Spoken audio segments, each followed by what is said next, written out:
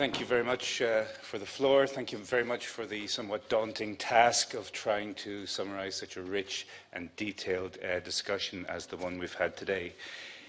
It would perhaps be unusual as a lawyer not to begin with a disclaimer, so here's my disclaimer. I've made a genuine attempt to try and capture the essence of the discussion that we've had here today. I generally take the view that freshly cooked meals are better than pre-cooked ones, so it may be the case that I'll lose a little bit of coherence in presenting my conclusions, but I hope that what we lose in terms of coherence will gain in terms of responsiveness to what has been said. First of all, I would like to thank and congratulate all of the organisers for this very important initiative. I know that an awful lot of hard work and hard collaborative work has gone into the conceptualisation and the organisation of the conference. And I'm sure I speak on behalf of everyone when I say that it really has lived up to its billing. We have had a very rich and detailed dialogue here today among an awful lot of real makers and shakers when it comes to the world of freedom of expression. We've had people from the front line of journalism, the front line of whistleblowing, the front line of judicial decision-making, the front line of civil society and academic engagement for these issues. So it's been a real privilege to be here. What I also liked very much, because of that composition of experts that we had present, was that we had a very nice variation between very specific focuses on individual experiences and single cases. Then we had more comparative approaches as well, and I think there was a nice complementary in there. It's important to focus on the individuals and the individual cases and the individual judgments. Specific pixels, after all, ultimately become the bigger pattern.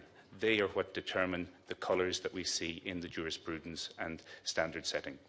So in terms of the more individual focuses on particular judgments, we had a very detailed exposition of Magyar Helsinki Bizottság. For obvious reasons, I will refer to MHB after this. That was given to us by Lawrence Early, and then Judge Popovic provided us with a similar treatment of the Salmani case. We also had testimonies from a number of individuals who were very much, as I say, at the front line of freedom of expression. We had Senator Lingen in the earliest panel, and she spoke, I think, very insightfully about the vulnerabilities of journalists in particular situations when they're facing financial constraints as they try to defend themselves in a court of law, and also the intimidation that can take place for journalists as a result of their reporting.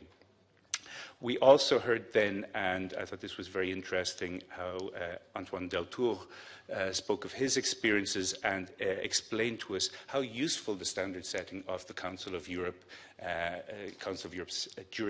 Court's jurisprudence and the Council of Europe standard setting were in his defence, and in particular the jurisprudence. So that's an important lesson straight away, that we have these resources. Some of them are legal, some of them are more political in character, but they're all resources that are important tools for us as we advocate for the rights of freedom of expression proponents. We also had then the testimony in the final panel of Markus Pintikainen, and unfortunately there was a different conclusion there, that perhaps the European Court of Human Rights could have gone further in interpreting its own standards in order in the specific circumstances of his case. But all very interesting and important testimonies and focuses. Then we had, in Dirk Voorhoof's presentation, we had a rich analysis of case law dealing with a number of themes: protection of investigative journalism and news gathering, access to information or public documents, protection of journalist sources, and protection of whistleblowers. I also particularly appreciated Daniel Simon's thought experiment in comparing the different approaches between Articles 11 and 10. I think these articles dovetail very often in practice, and I think this was a very interesting analysis. And also in the final panel, Dugu Koksal's comparative analysis of a number of key cases, I think was very important. So you'll have the benefit of all that detail on the website in due course. So that's the nice, the nice variety we had in the different focuses.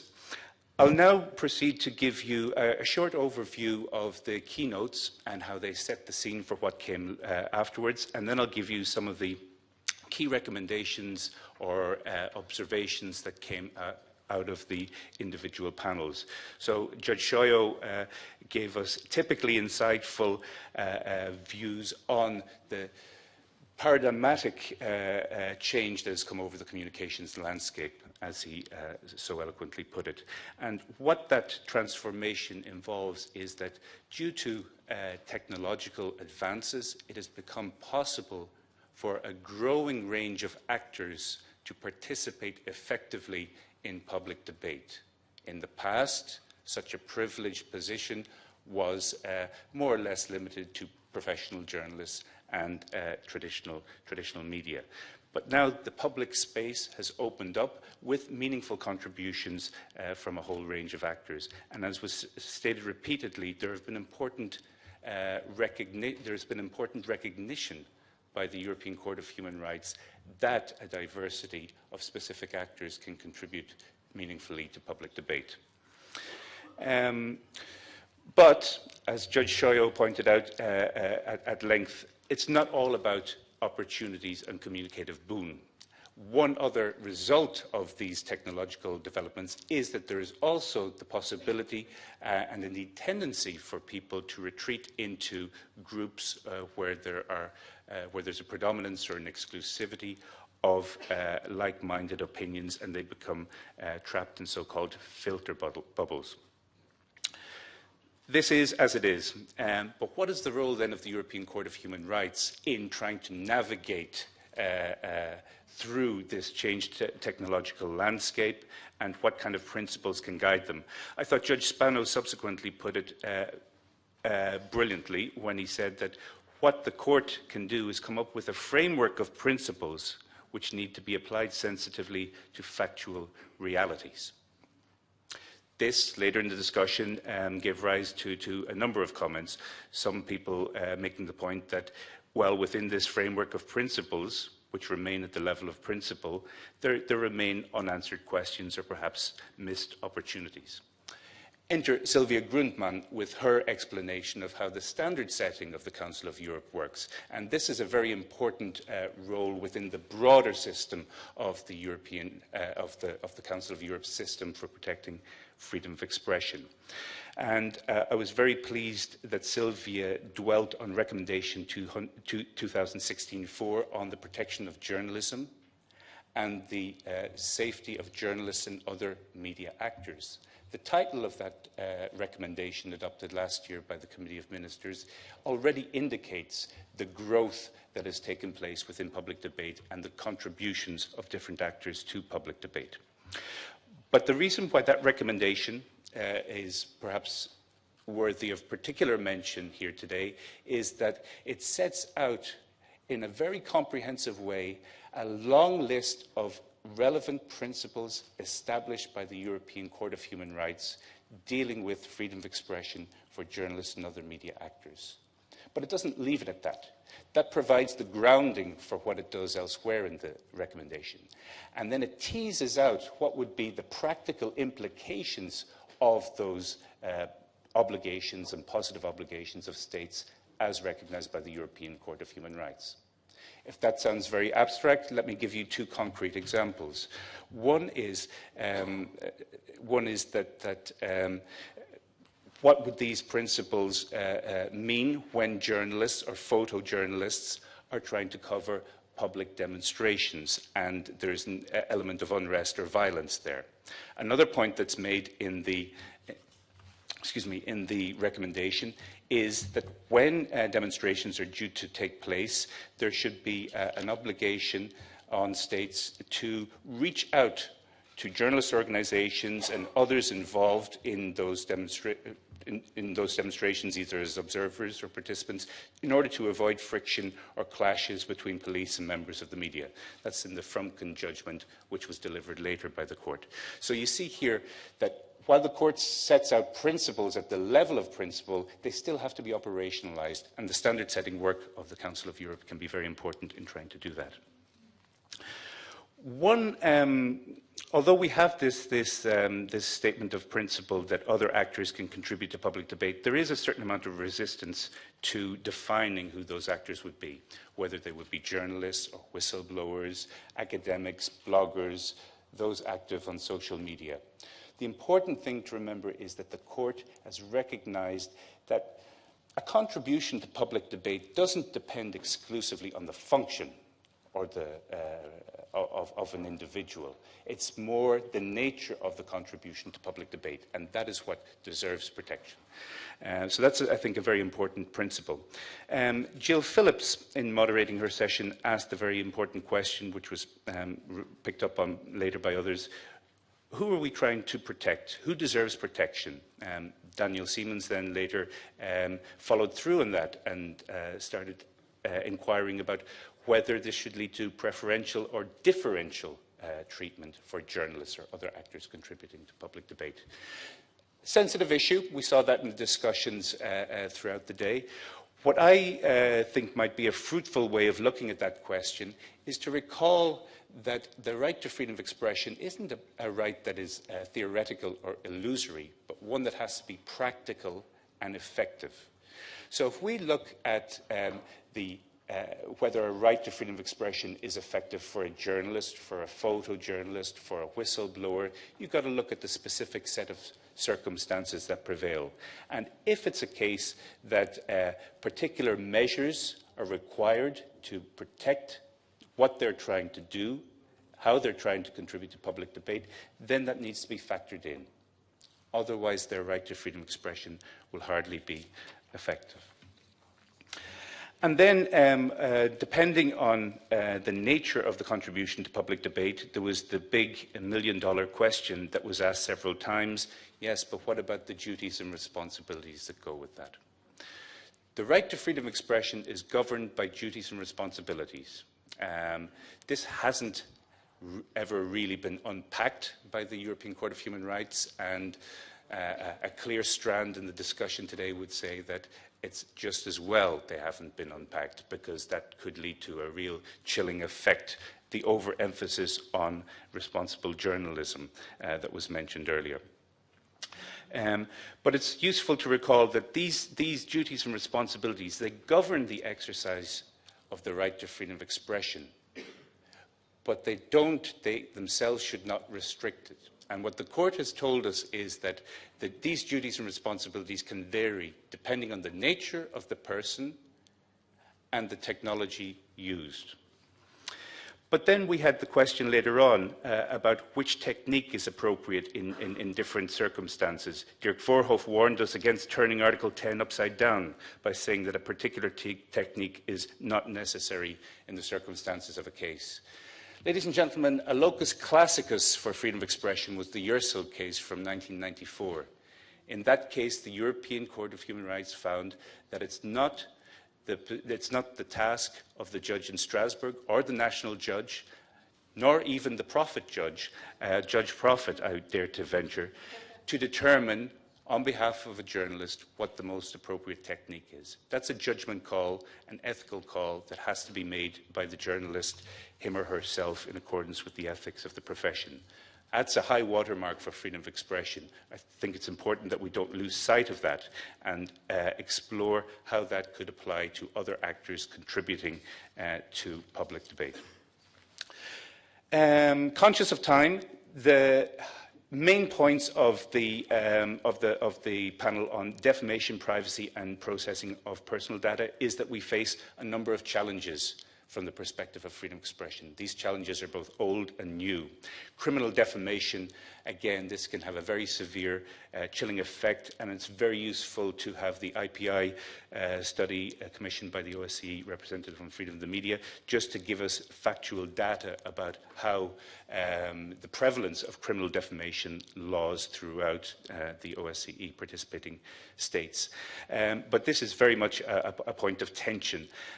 We've also got the very frictional relationship between Article 8 of the European Convention on Human Rights and Article 10, so privacy on the one hand, freedom of expression on the other, and how this frictional relationship is coming under increased strain in the new communications environment, and in particular as regards the use of data protection, and we were given some concrete examples of how data protection laws are being used de facto to silence journalists and prevent them from writing about particular persons, particularly public figures. It's worth recalling the case law of the European Court of Human Rights in this, which says that public figures, politicians in particular, and governmental representatives, they knowingly step into the public arena, and therefore they must expect a higher level of criticism than ordinary individuals. This doesn't mean that they relinquish their right to privacy altogether, but insofar as it concerns the exercise of their functions or their political role, that they have to be willing to tolerate more criticism, as I say. This is the so-called Lingen's line of jurisprudence from the court, and it's also interesting to note that this principle also applies mutatis mutandis to business persons, because there is a public interest in knowing how business is conducted, particularly when it could affect freedom of expression of individuals, and that similarly, while business persons have a right to freedom to privacy, that's clearly the case, there is also a certain amount of give and take when it comes to their the public nature of their activities. And this was a point that Helen Derbyshire mentioned in passing when she referred to the sensitivity of the private data of owners of company and the tendency of authorities to invoke that as a reason not to disclose data. Well, I don't think the authorities' argument is always as strong as it may appear in light of these in light of this jurisprudence that I've just mentioned. And it's, we will wait with anticipation the Grand Chamber's judgment in the Sata Media case. Another thing that I think is worthy to pick up on for later is the reference made by Judge Spano to the Mirabashvili and Georgia case, where Article 18 is being invoked. And Article 18 is the limitation on the use of restrictions on rights. So typically, the bad faith implementation of legislation to restrict freedom of expression. This could also be the case with criminal defamation.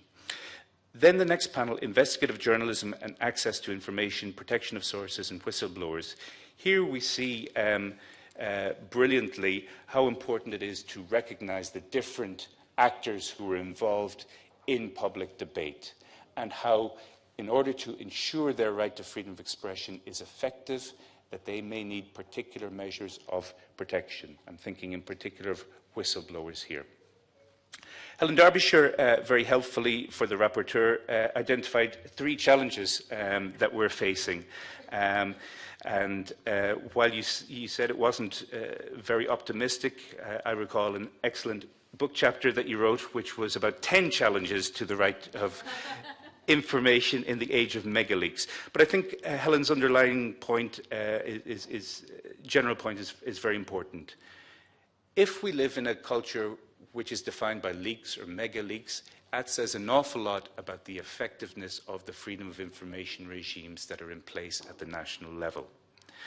So the three challenges that Helen mentioned were this difficulty of articulating the relationship between Articles 8 and 10 of the European Convention of Human Rights, and how to tease that out in practice, job titles, positions, functions. Again, I would say that it might be fruitful to look at the actual contributions and the purpose for democratic society, the private data of owners of companies, we've just mentioned, and also the huge dangers that you warned us about in trying to define a journalist, civil society, or other actors involved with freedom of expression and freedom of information. And then the strategic question about how we should work as a community to advance these standards. The final panel then, I'm being a little bit sneaky here, it's fresh in your minds, so I won't go into the detail, and I've already mentioned the fact that some of the presentations in that last session have got an awful lot of comparative detail and very useful signposting of recent case law, so I'd invite you to digest that properly when it becomes available on the website. Two big points of discussion were the lack of enforcement or implementation at national level, the level of good faith that should be required for whistleblowers to be protected, and whether or not the exhaustion of internal channels of whistleblowing or communication, notification, necessarily have to be exhausted before going public or with the information. So these are very important discussion points that will exercise us later. Again, some very interesting questions and challenges identified by Daniel Siemens towards the end, and some practical suggestions about how improvements could be made in practice. I'm going to conclude with one or two little reflections on the nature of the dialogue that has been achieved today and how we could build on this.